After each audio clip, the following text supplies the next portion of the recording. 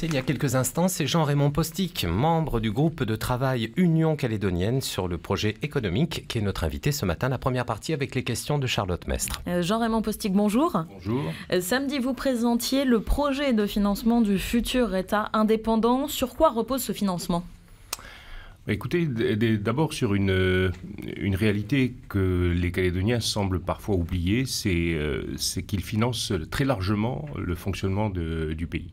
À quelle hauteur ? À hauteur d'à peu près 85%.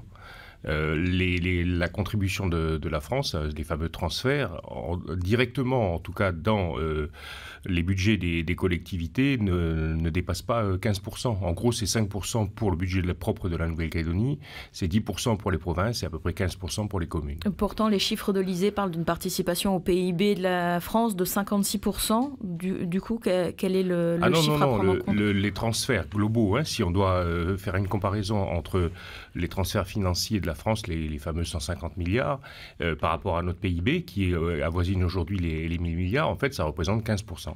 Voilà, tout simplement. Et même, c'est en diminution régulière, année après année, grosso modo parce que notre PIB a tendance à croître et puis la contribution de la France a diminué régulièrement. Alors du coup, pour compenser ces 15% qui seraient perdus si la Nouvelle-Calédonie accédait à l'indépendance, comment on financerait ces 15% ? Alors, pardonnez-moi, mais là, c'est une présentation assez caricaturale que vous faites, parce que qui serait perdu au nom de quoi ? Vous savez, lorsqu'on regarde les interventions des différents responsables politiques français, et pas des moindres, notamment du président de la République, sans compter différents échanges qui ont eu lieu dans des réunions politiques ou des réunions de travail, c'est pas du tout ce qui s'annonce. C'est-à-dire que la France a exprimé à plusieurs reprises le désir de continuer à accompagner la Nouvelle-Calédonie, même si le oui l'emporte le 4 novembre. Donc voilà, ça c'est une chose. Tout simplement aussi parce qu'il y a des intérêts. Je crois que personne n'ignore que la France a des intérêts dans plusieurs régions du monde, et en particulier dans le Pacifique, pour des raisons historiques, culturelles, etc. Et cette participation de la France, elle ne serait pas la même, elle serait dégressive. Il y aurait une période de transition, c'est ce que vous prévoyez ? Oui, tout à fait, bien sûr. D'abord parce que c'est un processus qui est déjà prévu. Vous le savez, l'accord de Nouméa est un processus qui est constitutionnalisé. Il n'est tout simplement pas possible que la France, du jour au lendemain, décide de se retirer en totalité. D'ailleurs, si elle le faisait comme ça, c'est que probablement les choses se seraient très très très mal passées. Or, on n'est pas du tout dans cette voie-là. Et cette période de transition, elle durait combien de temps ?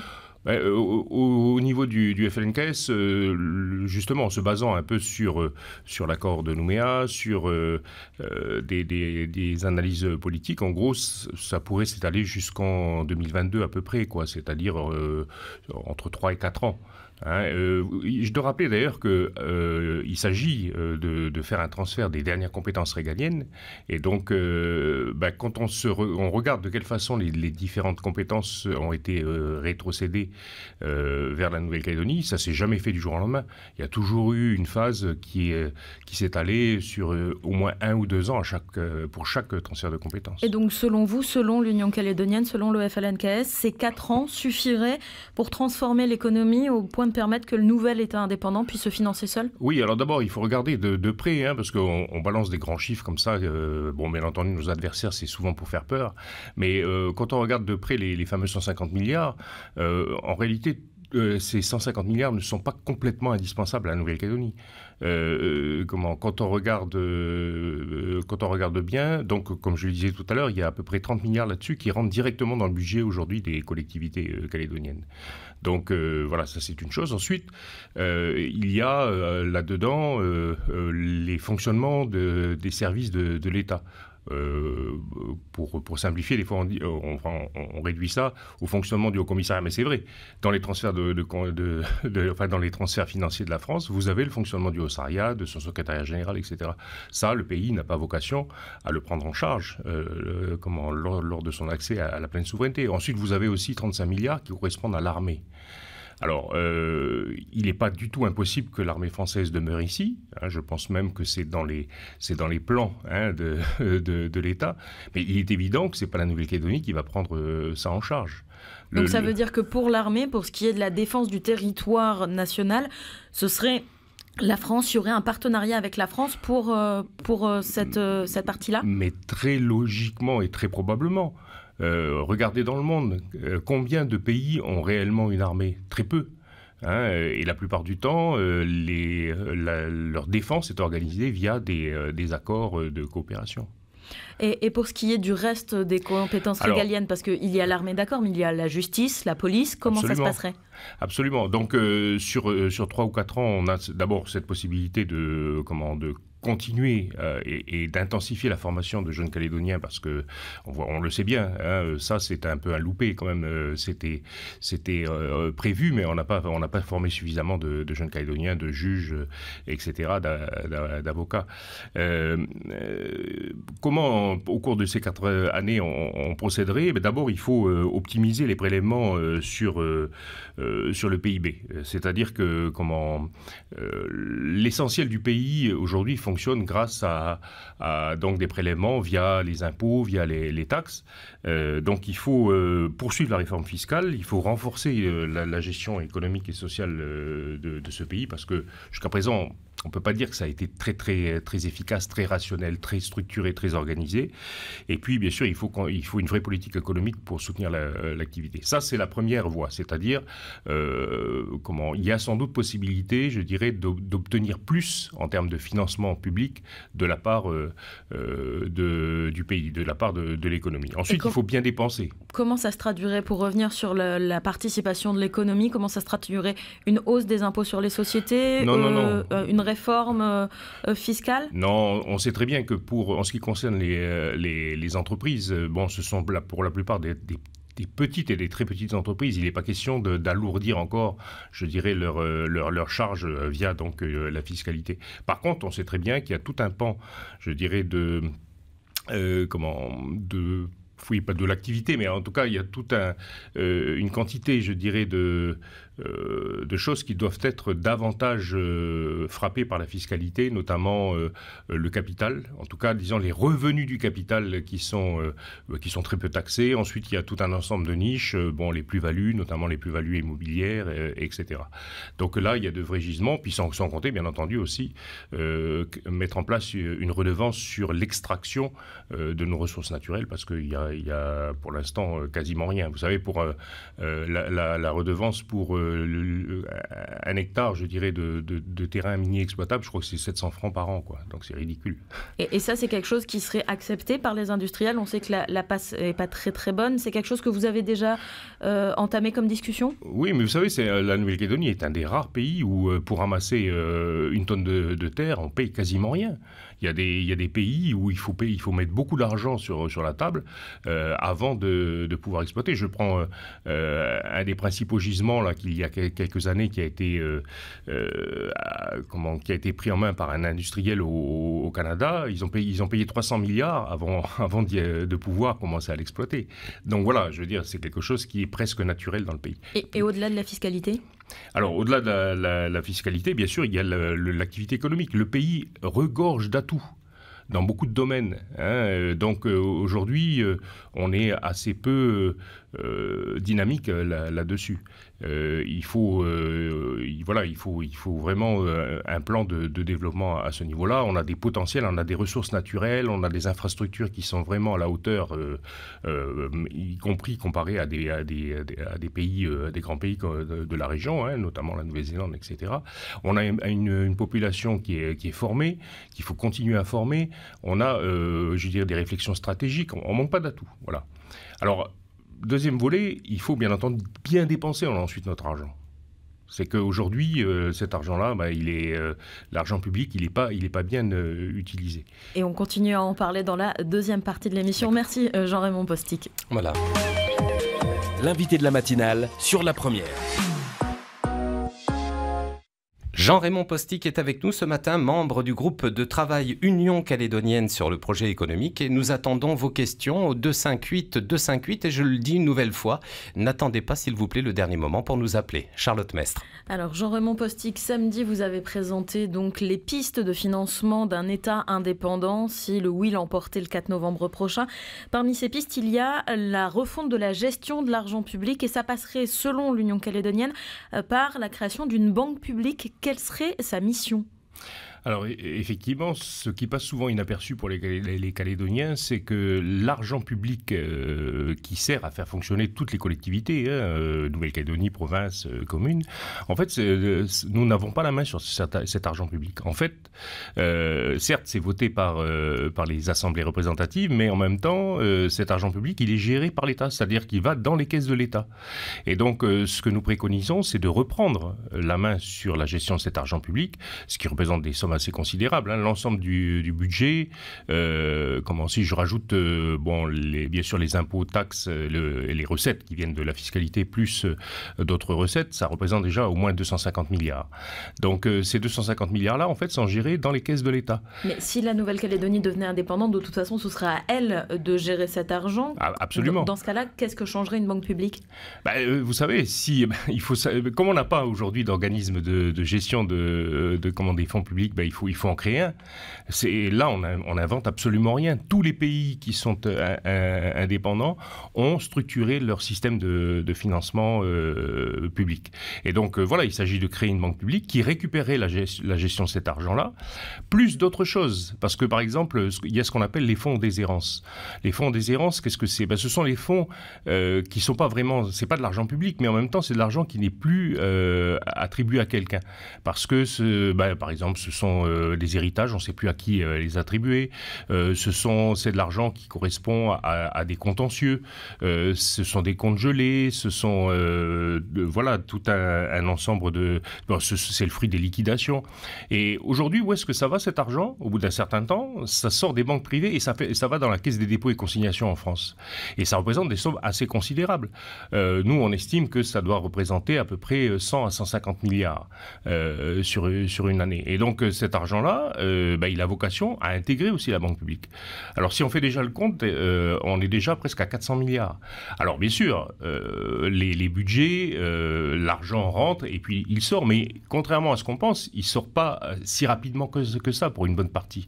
Et donc, il s'agit tout simplement de beaucoup mieux utiliser la trésorerie, je dirais, dont on dispose, et puis de s'en servir justement pour répondre aux besoins de financement des différentes collectivités. Mais à cet argent-là, on pourrait rajouter aussi d'autres sources de financement pour notre banque publique.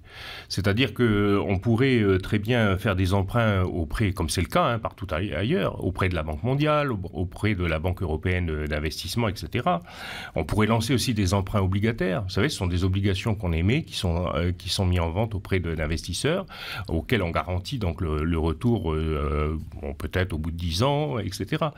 Et quels seraient les arguments pour convaincre justement les privés de participer à ces prêts obligataires ? Mais vous savez que ça s'est déjà fait en Nouvelle-Calédonie. Il y a plus d'un siècle de ça, il y avait une banque, je crois que c'était la Banque Marchande notamment, qui avait émis comme ça des obligations pour lancer des emprunts. Et donc c'est quelque chose qui est assez commun. Jean-Raymond Postic, on va partir au standard si vous le voulez bien, puisque Valérie nous attend. Valérie, bonjour, soyez la bienvenue. Merci, bonjour tout le monde. Et merci de votre patience, on vous écoute. Je vous en prie. Ma question, ma remarque, c'est 30 ans de gestion par les indépendantistes dans les provinces nord, dans les provinces îles. Qu'est-ce que ça a donné si je n'ai demandé à la province sud de participer au financement de ces deux provinces ? Je pense qu'on est dans le déni le plus total. Il faut arrêter de mentir au peuple, parce que tout simplement, vos théories que j'écoute avec beaucoup d'intérêt ne sont pas du tout tenables, elles sont totalement fumées. Vous ne les avez jamais pratiquées, ce sont des grands mots, ce sont des grandes idées, qui font croire au peuple que vous êtes capable de gérer, mais c'est faux. Alors arrêtez de mentir. Merci de m'avoir écouté. Valérie, Jean-Raymond Postic vous répond. Merci beaucoup. Oh ben, je suis désolé d'entendre ça parce que c'est inexact ce que dit la dame. Les provinces nord et îles n'ont rien demandé. Vous savez que la clé de répartition, c'est quelque chose qui a été établi politiquement et accepté par tout le monde. Donc, et pour quelle raison? Accepté par tout le monde, les élus de la province sud voudraient la revoir. Ah, ça c'est autre chose. Qu'ils souhaitent la revoir, mais la présentation qu'en fait la dame, je suis désolé, c'est pas vrai. Ça a été parfaitement accepté par tout le monde et pour simplement essayer de rééquilibrer le pays, quelque chose que ceux qui avaient la responsabilité, qui ont toujours eu la responsabilité de ce pays, ont été incapables de faire. Donc, bon, voilà, c'est une chose. Donc, je suis désolé. Ensuite, vous savez, voilà, c'est une présentation voilà, qui appartient à la dame, mais regardez aujourd'hui la province Nord et la province des îles et comparez à ce qui se passait il y a 30 ou 40 ans. Alors bien entendu, les objectifs n'ont pas été atteints à 100%, mais je suis désolé. Si on avait écouté tous ceux qui étaient à la tête de ce pays jusqu'à présent, rien que l'usine du Nord et tout ce qui s'y rattache n'aurait pas pu se réaliser. On retourne au standard avec Roland qui est avec nous. Roland, bonjour, soyez le bienvenu. Bonjour. Bonjour, on vous écoute, Roland. Je voulais savoir, poser la question à votre invité. Il n'y a pas si longtemps de ça, j'entendais qu'il disait qu'il fallait taxer les sociétés minières sur l'extraction de nickel, en sachant qu'une des plus grandes sociétés calédoniennes, c'est la SMSP et l'NC, donc c'est eux qui exportent le plus de minerais. Est-ce que ça serait raisonnable de taxer des sociétés locales? Et ça, c'est le premier point. Un deuxième point, c'est qu'il n'y a pas si longtemps de ça, l'État a mis quand même à renflouer la SLN, en sachant que la STCPI, la STCPI ne pouvait pas payer, autant elle avait touché des dividendes, mais il y avait 0 francs dans les caisses de la STCPI, qui est membre du conseil d'administration des Ramettes. Et à juste titre aussi, l'État a quand même donné 1 milliard à l'institution. Merci. Si demain, la Nouvelle-Calédonie, on sait que le marché du nickel est cyclique, et demain on a de gros problèmes, et comment on pourra les financer ce genre de choses. Merci Roland pour votre question et pour synthétiser, dans le cadre d'une nouvelle crise comme on l'a connue ces dernières années, qui mettra la main à la poche? Justement, en l'occurrence, là, ce serait la banque publique. Très sincèrement, on est capable d'argumenter, alors bien entendu, on peut ne pas être d'accord avec nous, ça fait partie du jeu, mais cette banque publique-là peut très bien avoir un disponible à hauteur de 700-800 milliards. CFP. Et donc, s'il s'agissait effectivement d'aider nos principaux opérateurs miniers, comme ça a été, métallurgiques, pardon, ça pourrait très bien se faire de cette façon-là. Mais comment on les trouve, les 700-600 milliards? Mais je vous ai expliqué. Vous savez, l'argent public déjà, plus les fonds de déshérence, plus le financement auprès de la Banque mondiale, plus par exemple la taxe sur l'extraction minière, etc. Peut-être même allons au-delà. Vous savez, on sait très bien que pour la retraite complémentaire, il y a 28 milliards qui partent chaque année et il y en a 8 qui sont redistribués sous forme de retraite complémentaire. Donc pourquoi tout ça va en France et pourquoi ça ne serait pas géré ici? Il ne s'agit pas, bien entendu, de tout dilapider, parce que j'entends déjà les critiques, mais vous savez, les principes des banques, ça a toujours été reposé sur un constat, c'est qu'il y a de l'argent et cet argent ne sort jamais en totalité. Lorsqu'il ne sort pas, eh bien, on peut l'utiliser à autre chose. C'est ni plus ni moins que ce que le gouvernement calédonien a commencé à faire en allant chercher un complément de financement pour ses budgets, d'un côté à l'OPT, de l'autre côté au port autonome. Voilà, on veut systématiser et structurer ce système. Charlotte et puis Jean-Paul au standard après. Alors, pour revenir sur ces financements, vous parlez de la responsabilité. C'est dans le projet de l'Union calédonienne, on parle de faire appel à la responsabilité des Calédoniens. Qu'est-ce que vous entendez par là? Je ne sais pas à quel moment où est-ce que vous retirez cette phrase-là. Il faudrait le voir dans le contexte. Mais la responsabilité des Calédoniens, en tout cas, je dirais des responsables calédoniens, ça on peut en parler, hein. C'est effectivement de beaucoup mieux gérer l'argent qui vient du travail des Calédoniens. Hein, c'est parce que là, encore une fois, j'insiste là-dessus, le pays tourne très majoritairement grâce à cet argent-là. Ensuite, la responsabilité des Calédoniens, elle est déjà là. Vous savez, on est un pays où le retour fiscal est un des meilleurs, c'est-à-dire que les Calédoniens payent leurs impôts.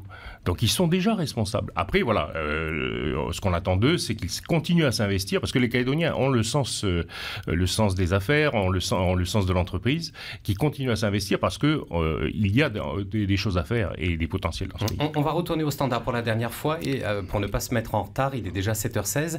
On va retrouver Jean-Paul. Jean-Paul, bonjour. Si vous aviez la gentillesse de faire une question courte et précise, et merci de votre patience. On vous écoute. Voilà, bonjour Monsieur Ramapostik, je vous ai écouté avec beaucoup d'attention et avec beaucoup d'espoir aussi. Ma question, c'est par rapport à la banque calédonienne, la banque centrale.